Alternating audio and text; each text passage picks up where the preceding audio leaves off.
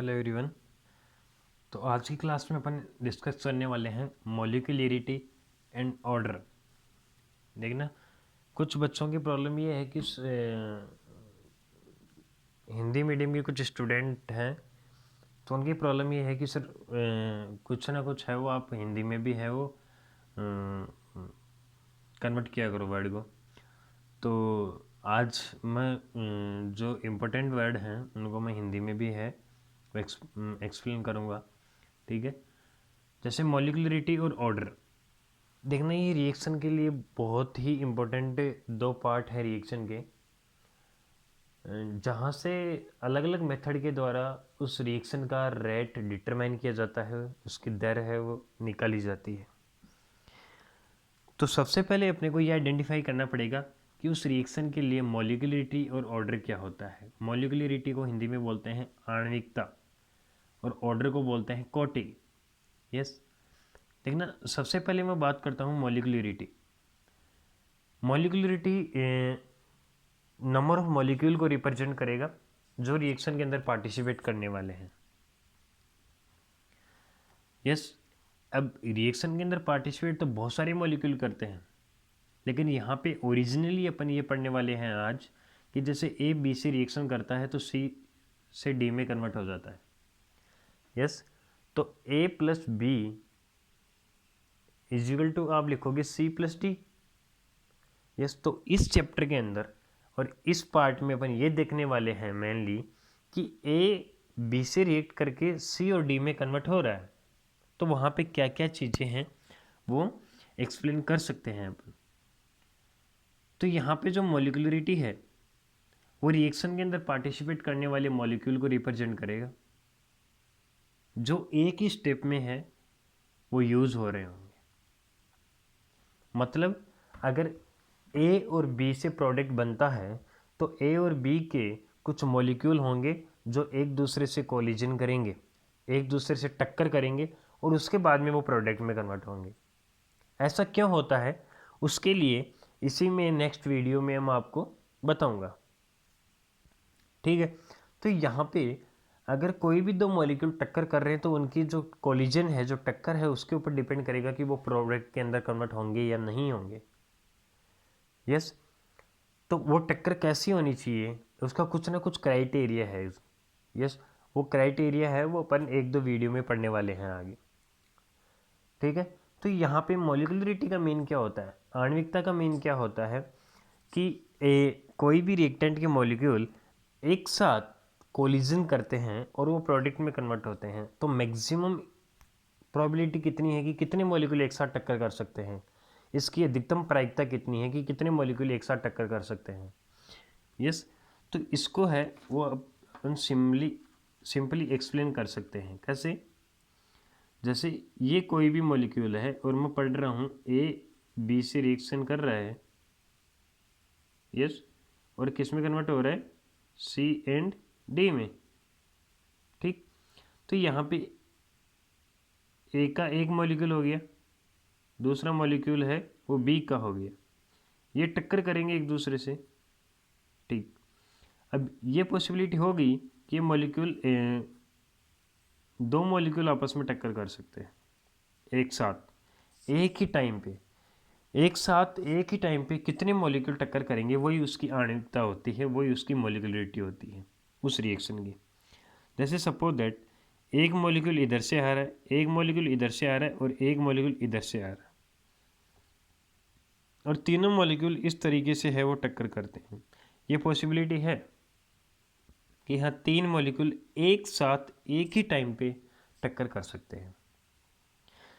मैंने चार मॉलिक्यूल, ये इधर आया, ये इधर आया, ये इधर आया और ये इधर आया, और यहाँ पे चारों मॉलिक्यूल टक्कर कर रहे हैं एक दूसरे से एक ही टाइम पे।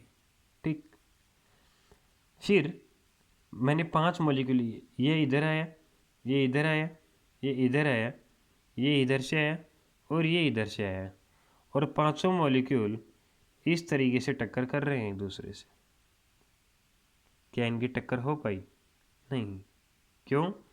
क्योंकि ये मॉलिक्यूल तो ओनली दो से ही टक्कर कर रहा है, ये मॉलिक्यूल ओनली दो से ही टक्कर कर रहा है, पांचों एक दूसरे से टक्कर नहीं कर रहे हैं। यहाँ देखो, ये मॉलिक्यूल है वो इन दो से टक्कर कर रहा है, कौन इन दो के कांटेक्ट में है, इसके कांटेक्ट में नहीं है, मतलब ये इससे टक्कर नहीं कर पा रहा।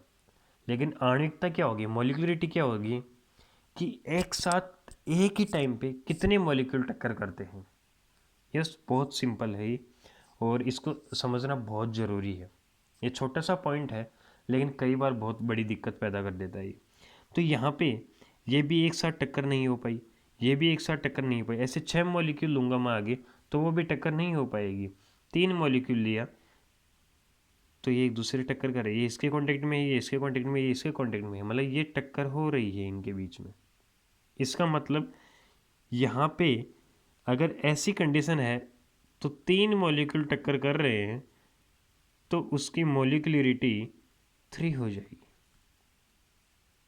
यस, 2 मॉलिक्यूल भी टक्कर कर सकते हैं तो मॉलिक्यूलरिटी है वो 2 भी हो सकती है। इसको हिंदी में बोलते हैं आणविकता। ठीक है, तो यहाँ से एक चीज़ समझ में आती है कि मैक्सिमम जो एक ही टाइम पे जो टक्कर हो सकती हैं वो 3 मॉलिक्यूल के बीच में हो सकती हैं। 3 से ज़्यादा मॉलिक्यूल के बीच में टक्कर होना नामुमकिन सा है, ये एक प्रोबेबिलिटी है, प्रायिकता है। इस वजह से जो मॉलिक्यूलरिटी है वो 3 से ज़्यादा नहीं हो सकती। क्यों? क्योंकि मॉलिक्यूलरिटी का मीन यही होता है कि कोई भी रिएक्टेंट के मॉलिक्यूल एक साथ एक ही टाइम पे टक्कर करते हैं तो कितने नंबर ऑफ मॉलिक्यूल ऐसे टकरे कर सकते हैं। मतलब कोई भी टक्कर हो रही है, कोई भी कोलिजन हो रहा है तो उस कोलिजन के अंदर, उस टक्कर के अंदर कितने मॉलिक्यूल पार्टिसिपेट कर रहे हैं एक ही टाइम पे, तो उसकी मैक्सिमम पॉसिबिलिटी है कि 3 ही मॉलिक्यूल एक साथ टक्कर कर सकते हैं। समझ में ही बात। जैसे इसको एक सिंपली एग्जाम्पल से तुम समझ सकते हो। जैसे कोई भी कार है, कोई भी 2 कार हैं वो आराम से टकरा सकती हैं आमने सामने से आके। 3 कार है वो एक ही टाइम पे पॉसिबिलिटी है कि तीनों कार एक ही टाइम पे आके एक दूसरे से टक्कर कर जाए। 4 कार, 5, 6, ये बहुत मुश्किल हो जाएगा एक ही टाइम पे आके टकराना, क्योंकि किन्हीं ना किन्हीं 2 कार के बीच में टक्कर होगी, कोई एक कार किसी अदर कार से नहीं टकरा पाएगी।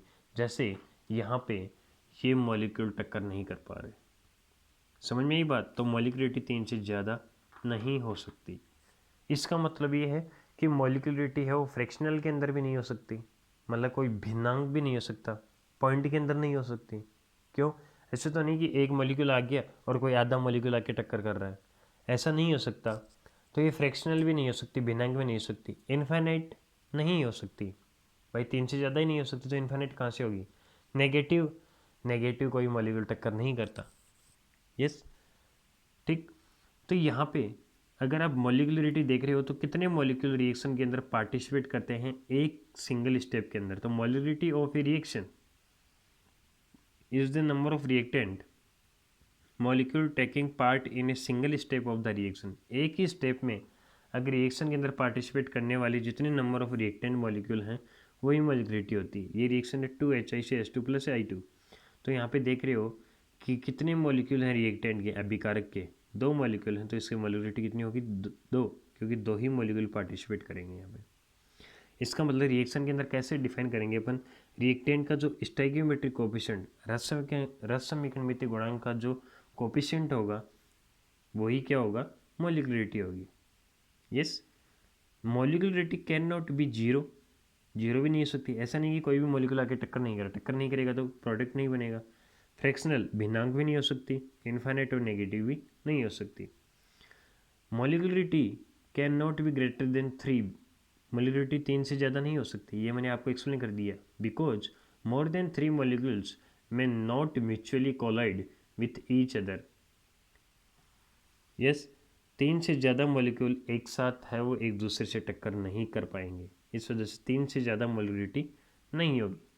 अब ऑर्डर क्या होता है देखना, इससे जो अगर आपने इससे लास्ट सेकंड पार्ट नहीं देखा है तो वो आप पहले देख लेना, क्योंकि वहाँ पे मैंने आपको रेट लॉ और रेट कांस्टेंट के बारे में बताया है।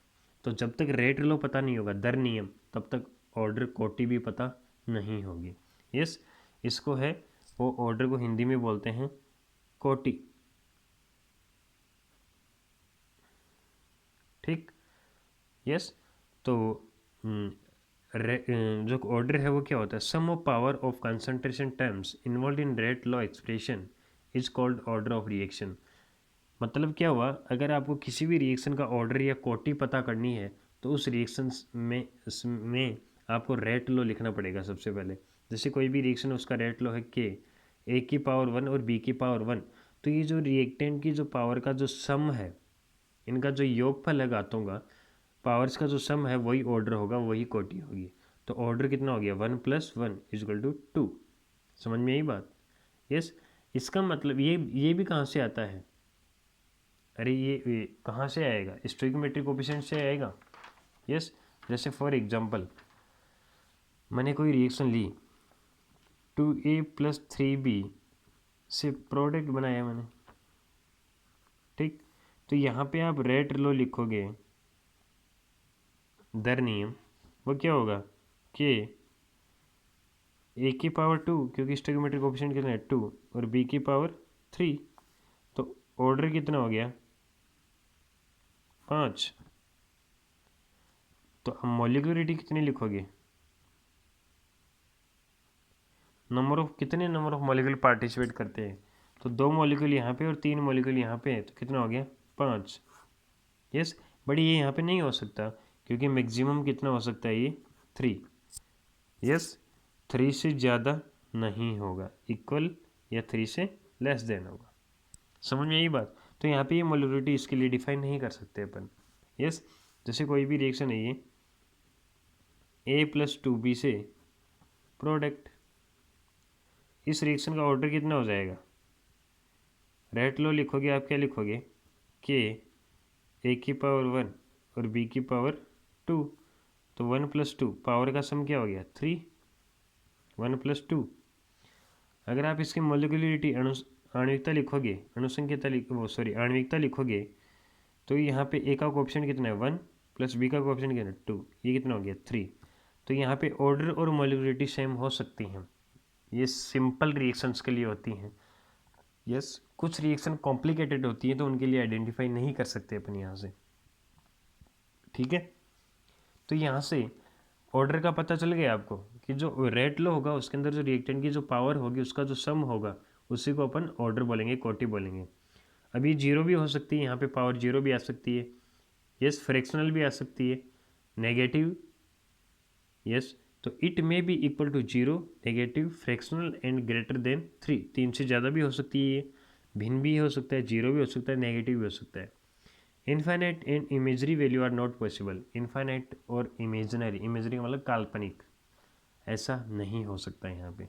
तो ये ऑर्डर और मॉलिक्यूलरिटी के अंदर मेजर डिफरेंस है। आप देखना, आप साथ साथ नोट्स तैयार कर सकते हो यहाँ पे, और ये बहुत बहुत इंपॉर्टेंट क्वेश्चन है मॉलिक्यूलरिटी एंड ऑर्डर के अंदर डिफरेंस वाला। इसी वजह से मैंने यहाँ पे आपको टेबल की फॉर्म में इसको एक्सप्लेन किया है। ठीक है, ओके, थैंक यू।